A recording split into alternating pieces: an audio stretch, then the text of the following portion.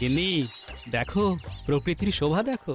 কৃষ্ণনগর থেকে বেরিয়ে কটা দিন বেশ ভালো কাটছে, কি বলো? হ্যাঁ, তা যা বলেছো, কাটছে তো ভালোই, কিন্তু ওদিকে কি হচ্ছে কে জানে? ওদিক বলতে? ওদিকে বলতে তোমার কৃষ্ণনগর, তোমার মহারাজ। ছাড় তো গিন্নি, আমি সবেতন ছুটি নিয়ে তবে এসেছি, আর আমার এই ছুটি নেওয়া নিয়ে মহারাজের কোনো আপত্তি ছিল না গিন্নি। কিন্তু ওই মন্ত্রী মশাই। ছেড়ে দাও তো গিন্নি, তীর্থ করতে এসেছো, পুরনো কথা মনে করো না। এখানে আমরা পুণ্য চাইতে এসেছি গিন্নি। চলো এবার ফেরা যাক। তুমি যাও, আমি আর একটু পরে আসছি। আর একটু থাকি, বেশ মিষ্টি ঠান্ডা ঠান্ডা হাওয়া বইছে। বেশ, আমি সরাইখানায় গেলাম তাহলে। হ্যাঁ,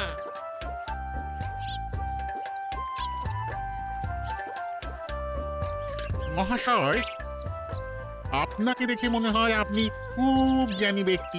মনে হবার কারণ? অল্প অল্প কথা বলেন, নীরবে থাকতেই পছন্দ করেন বলে আমার মনে হয়। আপনার অনুমান যথার্থ। আসলে আমি নীরব থাকতেই বেশি পছন্দ করি। এই আপনি এত বড় ব্যক্তি, আপনাকে বলতে সাহস হয় না, তবু বলি। আহা, আপনি এত কুণ্ঠা করছেন কেন? যা বলার বলে দিন, নিঃসংকোচে বলে দিন। দয়া করে যদি আপনি আমার ঘরে আসেন, তাহলে আমি আপনাকে একটা জিনিস দেখাতে পারি, এবং আমি স্থির নিশ্চিত যে আপনি ওই জিনিসটি দেখলে খুব তৃপ্তি পাবেন। কি এমন জিনিস রে বাবা, যেটা দেখে আমি খুব তৃপ্তি পাবো? না আমাকে নিয়ে যাবার পেছনে অন্য কোনো উদ্দেশ্য আছে? যাকে দেখাই যাক। কি ভাবছেন, আপনাকে আমার বাড়ি নিয়ে যাওয়ার অন্য কোনো উদ্দেশ্য আছে কিনা? বাবা, এই যে দেখি মনের কথা একদম গড়গড় করে বলে দিচ্ছে। হ্যাঁ, ভাবছেন তো আমি মনের কথা গড়গড় করে কিভাবে বলতে পারি? না আর কিছু ভাববো না। আমি যা ভাবছি সেটাই তো আপনি বলে দিচ্ছেন। আমি ভেবে কেন কষ্ট করি? আপনিও পারবেন। চলুন চলুন, আমার বাড়িতে চলুন, আপনাকে আমি বুঝিয়ে বলবো। আচ্ছা, আপনার বাড়ি গেলে আমাকে কি বোঝাবেন সেটা আমাকে এখনই একটু বুঝিয়ে বলুন দেখি। এই যে আমার বিদ্যের বোঝা, সেই বোঝাটিকে নামাতে চাই। বিদ্যাকে বোঝা বলছেন? এটা কি ঠিক? বর্তমানে ওটি আমার কাছে বোঝাই হয়ে উঠেছে। আমি উপযুক্ত পাত্রের হাতে সমর্পণ করে তবে আর আর আর আর আমার চোখে আপনিই সেই উপযুক্ত। কিন্তু একটি ভালো বিদ্যার হাত থেকে মুক্ত হতে চান কেন? আসল কথাটা যদি বলে ফেলি, তাহলে উনি আমার এই বোঝা নিতে রাজি হবেন না। হ্যাঁ মহাশয়, মহাশয়, আমার সংসার আদি নেই, একা মানুষ। মনের ইচ্ছে শেষ বয়সে উত্তরে হিমালয়ে গিয়ে তপস্যা করি। তাই অথচ অথচ গুরুর নির্দেশ তো উপযুক্ত পাত্রের হাতে বিদ্যা সমর্পণ করে তবেই যেতে পারবো। তা আমাকে কি করতে হবে? কিচ্ছু করতে হবে না, শুধু আমার বাড়িতে যেতে হবে। সেখানে গিয়ে দেখবেন এই বিদ্যা আপনাকে আমি অর্পণ করবো। চল চল চল চলুন।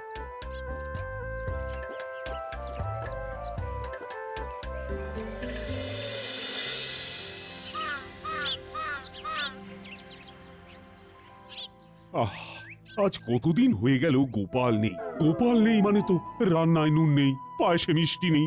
মহারাজের আদিক্ষেতা দেখে আর বাঁচি না। গোপাল ছাড়া আর যেন কেউ নেই, খালি গোপাল আর গোপাল আর গোপাল। সে এখন সবেতন ছুটি উপভোগ করছে। সেটাই তো মহারাজ বুঝতে পারছেন না। উনি ছুটি উপভোগ করছেন আর ভেবে মরছেন মহারাজ। কেউ কারো নয় মহারাজ, কেউ কারো নয়। তুমি চুপ করো তো মন্ত্রী। একটু সুযোগ পেয়েছো, অমনি গোপালের পেছনে কথা বলতে শুরু করেছো। পেরেছো কোনোদিন গোপালের মুখে মুখ লাগিয়ে কথা বলতে? গোপাল দেয় ধুয়ে আর মন্ত্রী পড়েন শুয়ে। বাবা কবি, আরে এসব কি হচ্ছে? তুমি ভুলে যাচ্ছ যে আমি মন্ত্রী। কবি, সব কি আছে যে গোপাল কথায় কথায় মন্ত্রীকে ধুয়ে দেয়, কিন্তু মন্ত্রী শুয়ে পড়ে, এটা কিন্তু সত্যি নয়। মন্ত্রী আমাদের বুক চিতিয়ে লড়ে, পারেন না তবু লড়েন। পারি না কিন্তু লড়ে যাই, আমি মন্ত্রী মশাই। হারি না তবু হেরে যাই, আমি মন্ত্রী মশাই। আমিও দেখে নেব। আমাকে এখনো চিনতে পারেননি মহারাজ। ছবল যখন দেব তখন বুঝবেন গোপাল এখন নেই। এই সুযোগটা এবার নিতে হবে।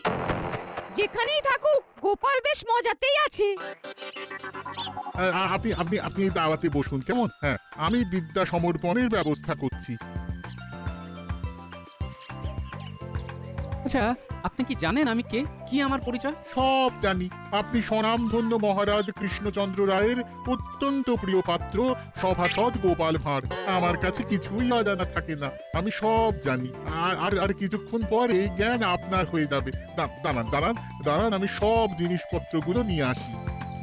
এই বিদ্যা পাবার জন্য কোনো অধ্যয়নের প্রয়োজন নেই। এটা ভাবতেই কিরকম একটা লাগছে।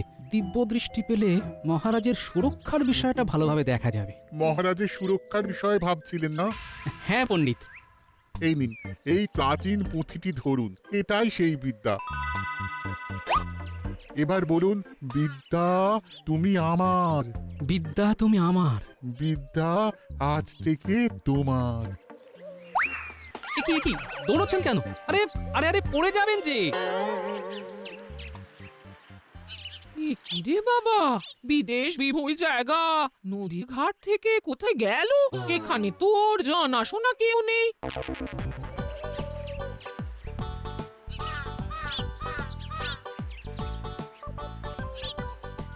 কি গো, এত দেরি হলো?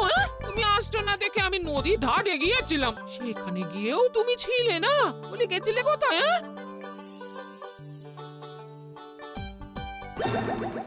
যা, মেয়েটার হাত থেকে বাচ্চাটা নদীতে পড়ে গেল। ইস, আপনি এখান থেকে দেখতে পাচ্ছেন? মেয়েটার হাত থেকে বাচ্চা নদীতে পড়ে গেল। তাই তো দেখলাম, স্পষ্ট দেখলাম মেয়েটার হাত থেকে বাচ্চাটা পড়ে গেল, বাচ্চাটা বেঁচে গেছে। কি গো, কি সব উল্টো পাল্টা বকছো? এ মেয়ে কোথায় পড়লো? পড়লো আবার বেঁচে গেল? হ্যাঁ, আমি দেখতে পাচ্ছি গিন্নি। এও কি সম্ভব নাকি? সব দেখতে পাচ্ছে। দূর, ভুল আর বকছে। চলো তো আমরা আমাদের কাজে যাই। যা বলেছো।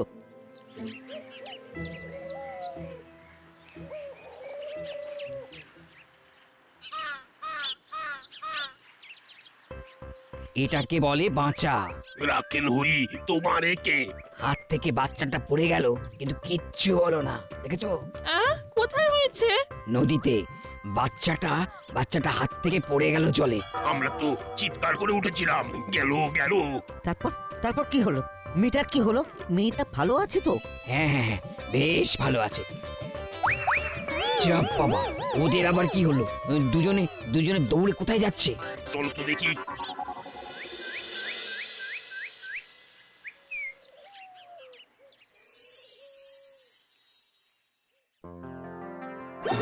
যা, মহারাজ পা পিছলে পড়ে গেলেন। গিন্নি গিন্নি, এবার আমাদের যেতে হবে, মহারাজ খুব বিপদে রয়েছেন। সেই তখন থেকে কি সব বলে চেঁচিয়ে উঠছো? হ্যাঁ গো, তোমার মাথা ঠিক আছে তো? আমরা আজই রওনা দেবো গিন্নি, আমাদের চলে যেতে হবে, মহারাজের বিপদ। নাও গিন্নি সব গুছিয়ে নাও, আমাদের এক্ষুনি কৃষ্ণনগর যেতে হবে। আপনাদেরও যেতে দেব না ঠাকুর, কৃষ্ণনগর যেতে হবে না। আপনারা দুজন আমাদের এই হৃদয়নগরে আজীবন থেকে যান। হে ঠাকুর, আমার ভবিষ্যতে কি আছে একটু বলে দিন না, সময় একদম খারাপ চলছে। এই, এসব কি বলছো গো? তুমি আবার কবে থেকে ত্রিকালজ্ঞ হলে গো? মা, এ আমার কি সর্বনাশ হলো গো? আরে গিন্নি, করো কি? কাঁদো কেন? তোমাকে বললাম না, জিনিসপত্র বাঁধা করো, আমাদের ফিরতে হবে। ফিরতে হবে বললেই ফেরা যায়? সেই আপনি যান, ঠাকুরকে আমরা আমাদের হৃদয়নগরে রেখে দেব। রেখে দেবো বললেই হলো? আমার স্বামীকে তোমরা রেখে দেবার কে? আমরা তো বাবার ভক্ত, বাবা কি ভক্তদের ডাকে সাড়া দেবে না? ও বাবা, তোমার দিনহীন ভক্তদের তুমি ছেড়ে চলে যাবে? আরে এসব কি হচ্ছে? কি হলো? আপনি ওই রকম দৌড়ে এলেন কেন? এ বাবা যে সে বাবা নয়, একদম ত্রিকালজ্ঞ, মানুষের ভূত ভবিষ্যৎ সব বলে দিচ্ছেন। আরে একটু আগে নদীতে বাচ্চা পড়ে যাওয়ার ঘটনা উনি দেখতে পেয়েছিলেন। আপনার মেয়ের বিয়ে এই মাসেই হবে, বাড়ি যান, পাত্র দেখতে আসছি। সত্যি? বাবা, আমার কি হবে বাবা? একটু ভালো করে দেখে একটু বলে দিন বাবা। আবার যখন দেখতে পাবো তখন বলবো, এখন আমাকে যেতে দাও দেখি। কোথায় কোথায় যাবে যাবে বাবা? বাবা? আমাদের আমাদের ছেড়ে ছেড়ে কোথায় কোথায় যাবে? যাবে? আমরা আমরা আপনাকে যেতে ছেড়ে দেব দেব না। কি সর্বনাশ, এবার কি হবে? না কিছু একটা ব্যবস্থা করতেই হবে।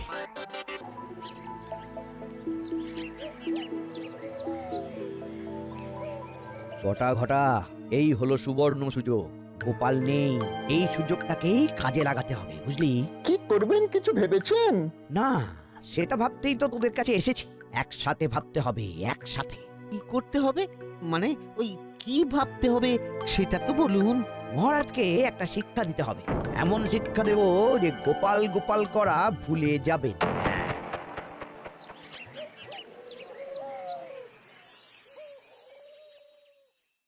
আবার কি কিছু দেখতে পেলে নাকি? মহারাজের খুব বিপদ গিন্নি। আমি দেখতে পেলাম মন্ত্রীমশাই বটা ঘটার কাছে গেছেন ষড়যন্ত্র করতে। না না, এবার আমাকে যেতে হবে গিন্নি। যাবে তো বলছো, কিন্তু যাবে কি করে? হ্যাঁ? লোকজন তো সব ঘিরে আছে, দরজা খুলে দেখো না, সবাই কিরকম তোমাকে পাহারা দিচ্ছে। হ্যাঁ, দেখি একবার।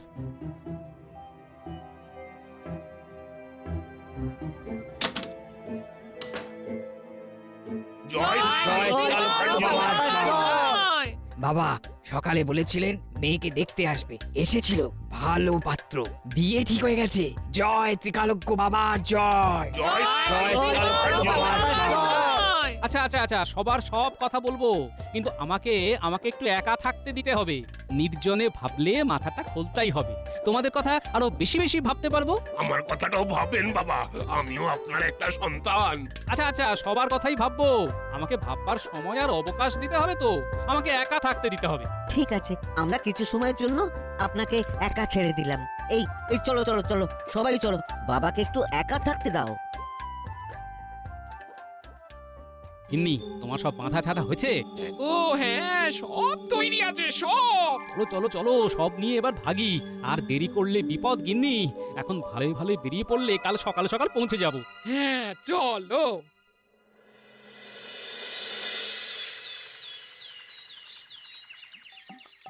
কিরে কটা কটা, আমি নেই বলে সাপের 5 পা দেখতে শুরু করেছিস? কি যে বলো না গোপাল দাদা। তোমার যত মন্দ কথা, আমরা অতটা খারাপ নই যেটা তুমি ভাবো। তাই নাকি? কাল তোরা রাজামশাইয়ের ক্ষতির কথা চিন্তা করিসনি? রাজামশাইয়ের ক্ষতি?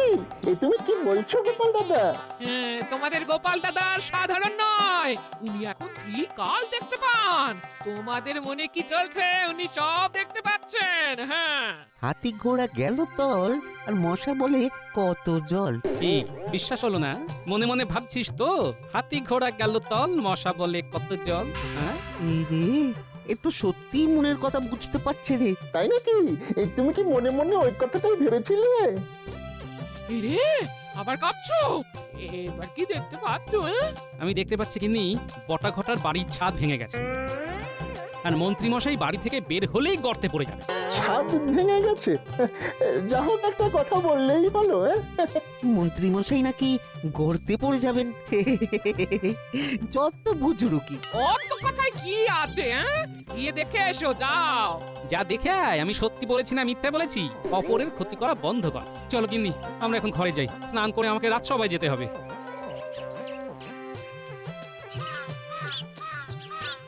ঘটা, গোপাল দাদার কথাগুলো যেন কেমন কেমন না? গোপাল দাদা সত্যি ত্রিকালজ্ঞ হয়ে গেছে নাকি রে? ওই লাগলে তুক আর না লাগলে তাক। এই চল বাড়ি যাই, দেখি আমাদের বাড়ির ছাদ সত্যি ভেঙেছে না আস্ত আছে। চল।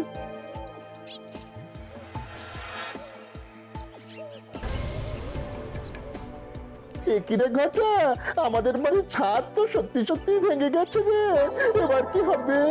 তার মানে গোপাল দাদা সত্যি ভবিষ্যৎ দেখতে পাচ্ছে। চল মন্ত্রী মশাইকে দেখে আসি। আমাদের ছাদটা সারাবো কি করে? চল মন্ত্রী মশাইয়ের থেকে ছাদ সারানোর অর্থ নেব। কি করে? গোপাল দাদার ভবিষ্যৎবাণী বলে সাবধান করব, তার বদলে অর্থ নেব। বাবা বাবা বাবা, তোর মাথায় খুব ভালো বুদ্ধি আসে। চল চল।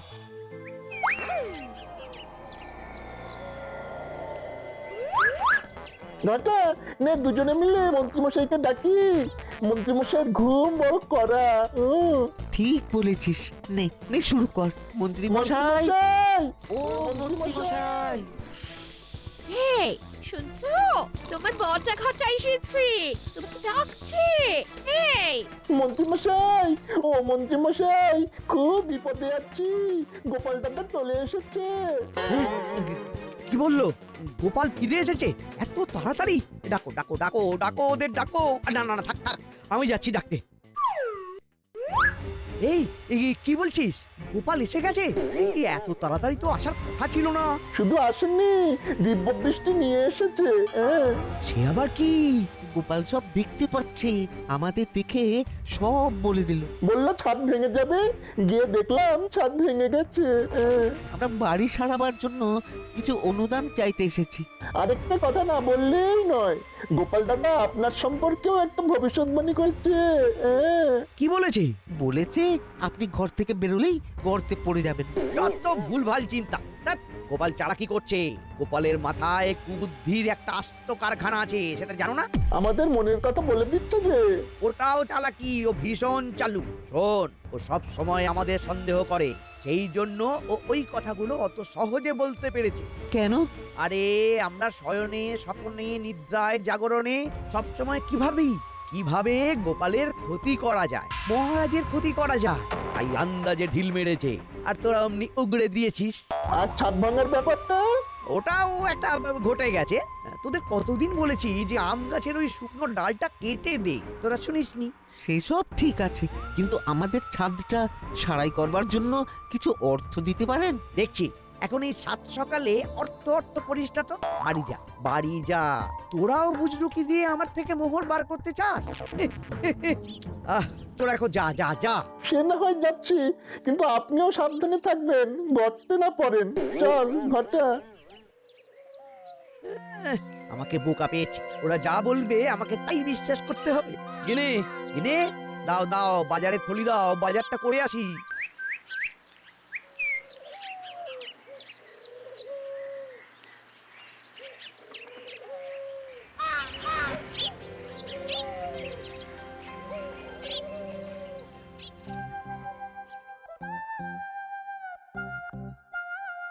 আরে কি আশ্চর্য, গোপাল যে কি গো হঠাৎ। কি বলবো মহারাজ, তীর্থে গিয়ে ওই কৃষ্ণনগর পিছু ছাড়ে না। সব সময় আপনাদের কথা মনে পড়ে। হঠাৎ দেখতে পেলাম আপনার বিপদ। আমার বিপদ তুমি দেখতে পেলে? হ্যাঁ মহারাজ, দিব্য দৃষ্টিতে দেখতে পেলাম যে মন্ত্রীমশাই বটা ঘটাকে নিয়ে আপনার বিরুদ্ধে ষড়যন্ত্র করছে। তুমি দিব্য দৃষ্টি পেয়েছো? পেয়েছি মানে তার জ্বালা আমি হাড়ে হাড়ে বুঝছি। তা তুমি এখন কি দেখতে পাচ্ছ গোপাল, সেটা আগে বলো। মহারাজ, মন্ত্রীমশাই গর্তে পড়ে গেছেন আর রাজজ্যোতিষীর ঘরে কুটুম এসেছে। তুমি দেখতে পেলে যে আমার ঘরে কুটুম এসেছে আর মন্ত্রী মশাই গর্তে পড়েছেন? আগে হ্যাঁ রাজজ্যোতিষী। বললেই হলো, আমি এত পড়াশোনা করে দিব্য দৃষ্টি পেলাম না, আর তুমি না পড়েই সব পেয়ে গেলে। মহারাজ মন্ত্রীমশাই গর্তে পড়ে পাপ ভেঙেছেন। সে কি, কখন হলো? আমার সামনে। আমি যথারীতি টহল দিচ্ছিলাম। মন্ত্রীমশাই বাজারের থলি হাতে বাজারে যাচ্ছিলেন, হঠাৎ দুম করে গর্তে পড়ে গেলেন। কিরে বানর সেনার দল, তোরা কেন এলি সেটা বল দেখি। রাজ জ্যোতিষীকে ডাকতে। জ্যোতিষী দাদু, দিদিমা আমাদের ডেকে বললেন যে বাড়িতে আপনার ছোট ভাই এসেছে, আপনাকে এক্ষুনি যেতে হবে। তাই তো আমরা দৌড়ে দৌড়ে খবর দিতে এলাম। ওরে বাবা, এই যে দেখি জলে ভাসে শিলা, ত্রিকালজ্ঞ গোপালের এক নতুন লীলা। গোপাল, এ আমি কি দেখছি? তুমি ত্রিকালজ্ঞ হয়ে গেছো, তুমি ভূত ভবিষ্যৎ দেখতে পাচ্ছ। এবার বলো তো, আমার রাজ্যের প্রজারা কেমন থাকবে? আগামী 10 বছর কোনো কষ্ট নেই 10 বছর? মহারাজ, সুখের পর যেমন দুঃখ আসে, তেমনি দুঃখের পর সুখ। সুখ দুঃখ তো চাকার মতো ঘোরে মহারাজ। গোপাল, এই বিদ্যা তুমি পেলে কি করে? চলো, মন্ত্রীমশাইয়ের বাড়ি যেতে যেতে সব বলছি। চলো। এই বিদ্যা আমাকে পেতেই হবে, যেভাবেই হোক। রাজজ্যোতিষী, এই বিদ্যার বোঝা সামলানো চারটি কথা নয়, বুঝলেন? আপনি যদি চান আমি আপনাকে দান করে মুক্ত হব, কারো ভবিষ্যৎ দেখে আমার লাভ নেই। ওরে বাবা, তুমি তো আমার মনও পড়তে পারছো। সব ঠিক আছে রাজজ্যোতিষী, কিন্তু একটা কথা মনে রাখবেন। কি কথা? এই বিদ্যা সার কথা, লোভে পাপ, পাপে তাপ, বাপরে বাপ, মাথায় সাপ। কি যা তা বলছো? সেটা ভবিষ্যৎই বলবে। আগে চলুন মন্ত্রীমশাইকে দেখে আসি, তারপর আপনার হাতে আমার এই বিদ্যের বোঝা সমর্পণ করব।